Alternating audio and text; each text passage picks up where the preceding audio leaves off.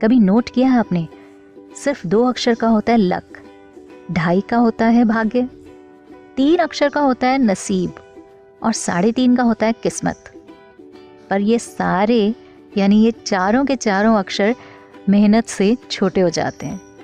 मानते हो कि नहीं? ऐसा कई बार होता है ना हमारे साथ कि हम मेहनत तो बहुत करते हैं और कई बार हम इतनी मेहनत करते जाते हैं पर जब हमें सक्सेस नहीं मिलती, या फिर ये कह सकते हैं जब हम सक्सेस के एकदम करीब होते हैं, तब जाकर हमारी हिम्मत टूट जाती है और हमें लगता है कि नहीं, अब घुटने टेक दो, अब हमसे और नहीं होगा। बट एक्चुअली वही एक मोमेंट होता है जब हमें सबसे ज़्यादा अपने आप में विश्वास रखने की ज़रूरत होती है कि यस। थॉमस अल्वा एडिसन का नाम तो सुना होगा ना आपने।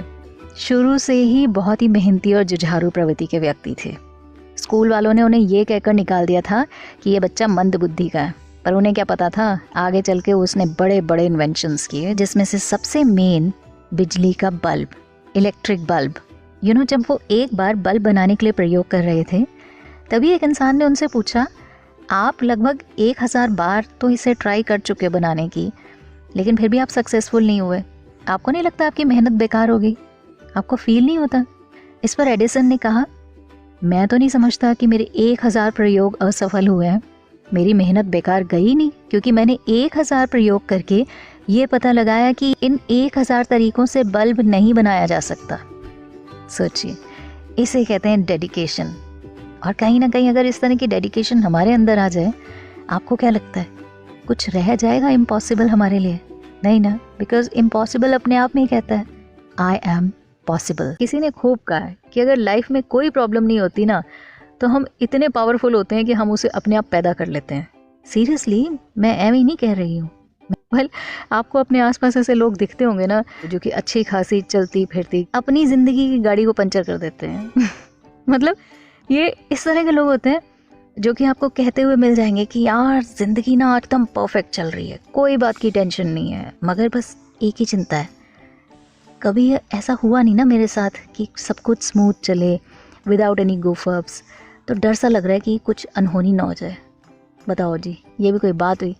दुनिया खोजती है इस तरह के दिन कि जब उनकी ज़िंदगी में सब कुछ अच्छा चल रहा हो, किसी बात की फ़िक्र ना हो। और इस तरह के लोग जो होते हैं, जब ऐसा एक्सपीरियंस कर रहे होते हैं, तो अपने आप में एक मर्ज़ लगा लेते हैं कि कुछ अजीब सा ना हो जाए मेरे साथ, कुछ अनहोनी ना हो जाए, मतलब मुझे ज़िंदगी में कभी इतनी खुशी नहीं मिली, तो कुछ डर सा लग रहा है।